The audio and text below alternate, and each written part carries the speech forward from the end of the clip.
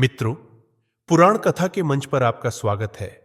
आज हम आपको प्राचीन काल की एक अद्भुत कथा भगवान विष्णु को कैसे मिला सुदर्शन चक्र शिव पुराण कथा सुनाने जा रहे हैं, जो हमें यह सिखाती है कि जब भी कठिनाई आए हमें धैर्य और समर्पण से सामना करना चाहिए।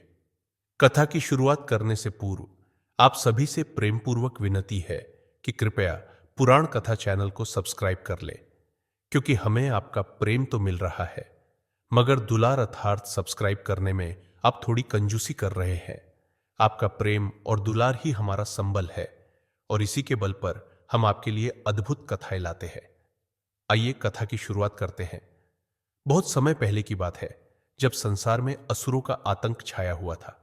अफसोस, हर राक्षस बाला जैसा दयालु नहीं था। हर जगह हाहाकार मचा था। देवताओं के यज्ञों को बाधित करना, साधारण मनुष्यों को परेशान करना और स्त्रियों का अपमान करना असुरों का स्वभाव बन गया था। इन काले बादलों से त्रस्त देवताओं ने भगवान विष्णु की शरण ली। भगवान विष्णु, जो संसार के पालन करता थे, बार बार इन दुष्ट असुरों से लड़ते लड़ते थकने लगे थे। उनके नीले कंधों पर सृष्टि का भार भारी पड़ने लगा था।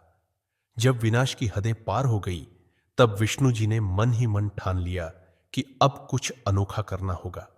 मुझे महादेव का आह्वान करना होगा, और ऐसा आह्वान जैसा पहले कभी न हुआ हो। विष्णु जी ने घने जंगलों का रुख किया। उन्होंने शिव जी की तपस्या शुरू कर दी। वर्षों बीत गए। विष्णु जी ने मंत्रों का उच्चारण किया, शिव के 1000 नामों की माला जपी। अशुतोष, भैरव, महाकाल, रुद्रदेव, उनके हर नाम के साथ विष्णु जी एक कमल का फूल शिवलिंग पर चढ़ाते। यह उनका रोज का नियम बन गया। धीरे धीरे शिवलिंग हजारों कमलों से सजीव हो गया, मानो ब्रह्मांड का सबसे सुंदर दृश्य प्रस्तुत कर रहा हो। भगवान शिव इस भक्ति से प्रसन्न हुए, लेकिन उन्होंने विष्णु जी की तपस्या की गहराई को परखने का निश्चय किया। एक दिन जब विष्णु जी ने 1000 कमल चढ़ा लिए थे, शिव जी ने उनमें से एक फूल चुपके से हटा दिया। जब विष्णु जी ने फूलों की गिनती की, तो उन्हें केवल 999 कमल मिले। वे परेशान हो गए। अब मेरी वर्षों की तपस्या अधूरी रह जाएगी, यह नहीं हो सकता। भगवान विष्णु ने कुछ देर सोचा और अचानक उनके चेहरे पर मुस्कान आ गई। उन्हें याद आया कि विष्णु भक्तों ने उन्हें कमल नयन का नाम दिया है, जिसका अर्थ है कमल जैसी आंखों वाला। उन्होंने सोचा, अगर मेरी आंखें कमल के समान हैं, तो मैं अपनी एक आंख शिव को अर्पित कर सकता हूं। देवता, असुर और सारा संसार देख रहा था। भगवान विष्णु ने बिना झिझक अपनी एक आंख निकाल ली और उसे शिवलिंग पर चढ़ा दिया। वह कमल शिवलिंग पर सबसे सुंदर, सबसे अद्भुत चमक बिखेर रहा था। विष्णु जी की इस अद्वितीय भक्ति और बलिदान को देखकर भगवान शिव तत्काल प्रकट हुए।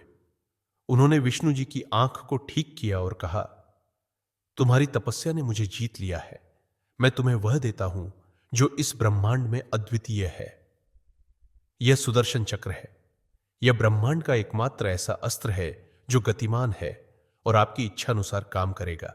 यह अपने लक्ष्य को नष्ट करके आपके पास वापस लौट आएगा। इस चक्र के 108 धारदार किनारे हैं जो इसे अजेय बनाते हैं।